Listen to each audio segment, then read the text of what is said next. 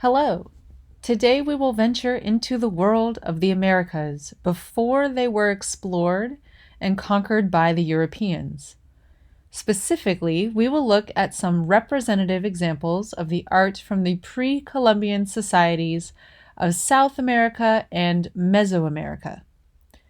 We will begin by looking at objects and architecture from the Andean civilizations, located along the coastal range of the Andes Mountains in South America, spanning modern-day Ecuador, Peru, Bolivia, and Chile.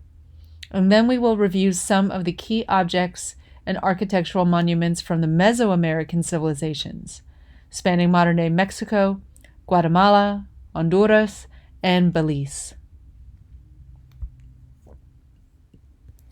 Humans are believed to have begun settling the lands of South America as early as 3000 BCE, traveling all the way south after crossing over a land bridge connecting the continents of Asia and North America, while it was still exposed before the end of the Ice Age and the submersion of the land underneath the Arctic waters.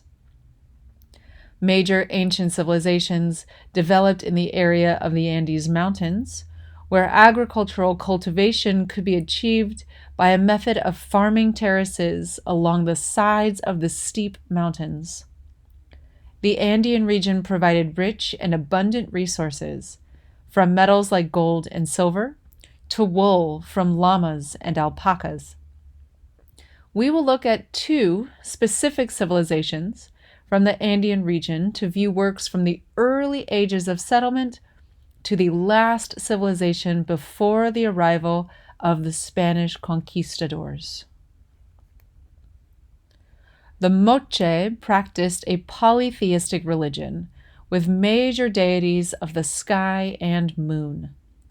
Alpaic, the sky god, was often shown with the features of the jaguar, with fangs, a jaguar pelt headdress, and earrings of snakes. Offerings of human sacrifices were made in his honor, as well as in honor of other major deities, to appease the gods and bring favorable weather conditions. The Moche civilization stretched across a large geographic expanse from the northern coast of Peru to the southern valleys, and encompassed multiple languages, customs, artistic and agricultural approaches, and political entities.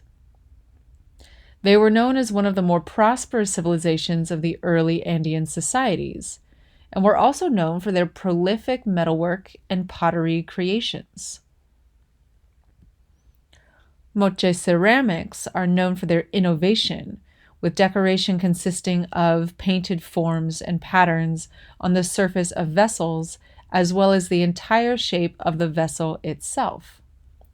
One of the standard shapes created from molds is the stirrup shape, shown here, which resembles the stirrup of a horse's saddle, often displaying animals, plants, and different types of humans, such as priests, healers, rulers, warriors, and more.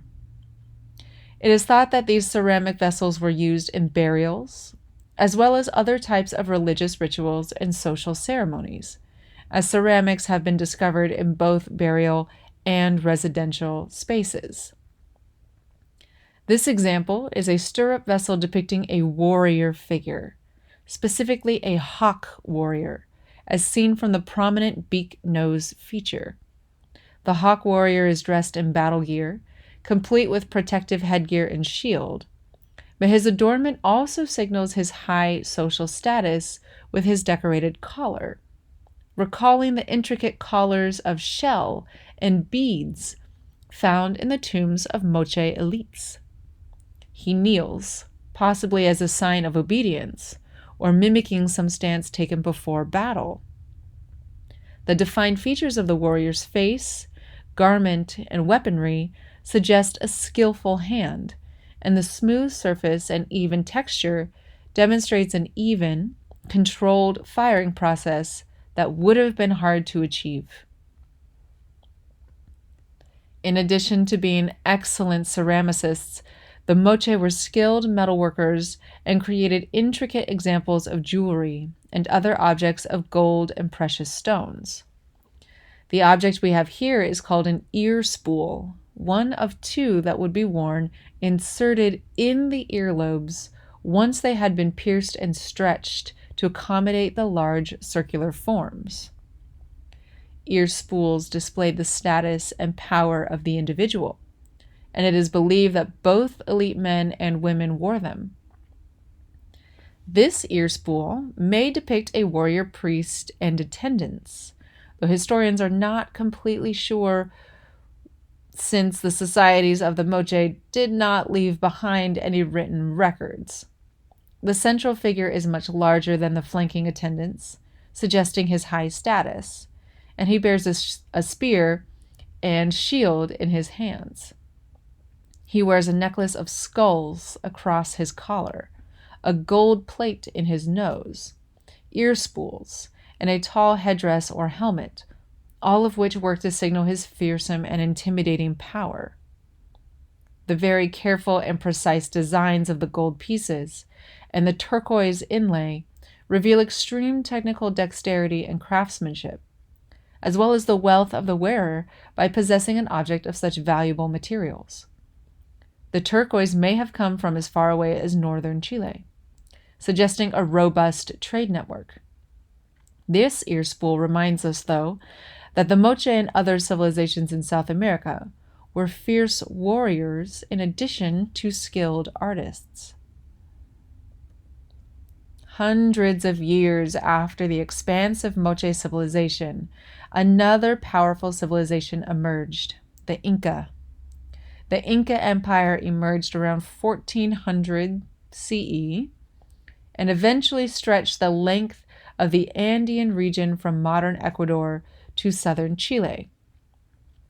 As the largest empire of the Americas, it absorbed many of the innovations developed over previous generations and built upon them with advancements in areas from agriculture to architecture. According to legend, the early Incas were created by Inti, the sun god, and thus were specially chosen people to be children of the sun. The rulers of the Inca Empire later were the embodiment of the sun god here on earth. The capital of the Inca Empire was Cusco in Peru, and from there the Inca rulers consolidated their political power and military control by conquering neighboring societies and imposing organized administrative systems and tax collection upon them. The Inca ruled with a succession of kings, creating a dynasty of political rulers who lived in great luxury. These kings lived in elaborate palace complexes made by a host of skilled builders and stonemasons. They created immense fortifications by interlocking blocks of stone tightly together without the use of mortar.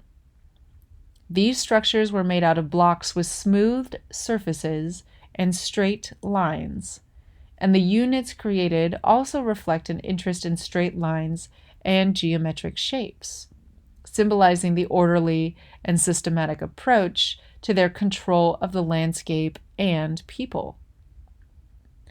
Machu Picchu was the lost city of the powerful Inca royalty, rediscovered in 1911 when Hiram Bingham, a researcher from Yale University, was led to the site by a local boy who revealed this abandoned city in the jungle atop the Andean peaks.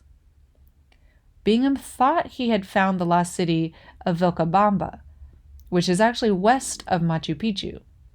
What he did find was a collection of royal residences, religious temples, and other types of residential homes, storage facilities, agricultural terraces, and wide open plazas.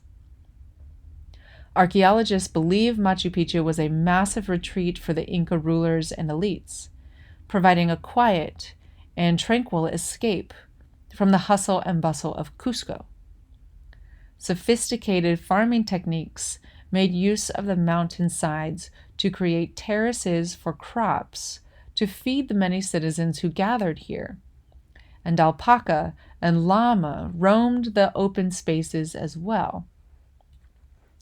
Platforms contained shallow pools to reflect the night sky and track the movements of the stars and planets.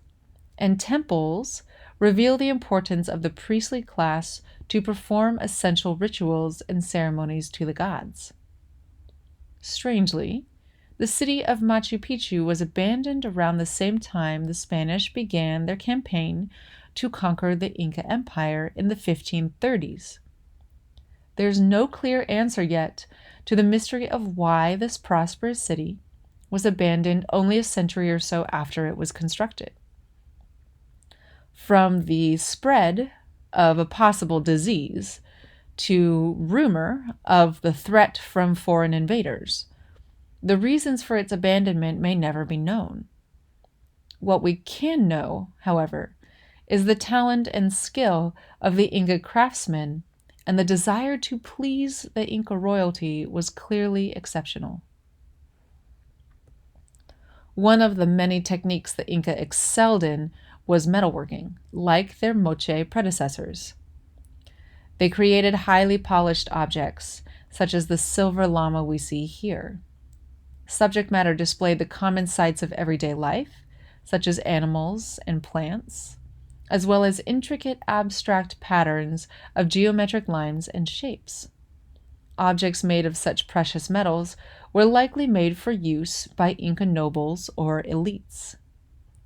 The silver llama figurine is a rare object that did not get melted down by the conquering Spanish. It comes from the area around Lake Titicaca in modern Bolivia. Though the precise use of the llama object is unknown, it is reported that Inca priests would perform ritualistic sacrifices of llamas, offering up an important animal that provided much-needed wool during the cold mountain climate and could carry heavy loads up the steep slopes. Because this llama is covered by a blanket of red made from cinnabar, with a gold diamond inside it, it carries its own sense of nobility. The erect neck and straightened features make it look as if it stands at attention, ready to serve its ruler, and it bears beautifully designed textiles that give it the same kind of special status and dignity its ruler likely displayed as well. The textile the llama wears resembles the colorful and heavily patterned textiles the Inca elites wore. Certain designs and color combinations were reserved for these Inca elites.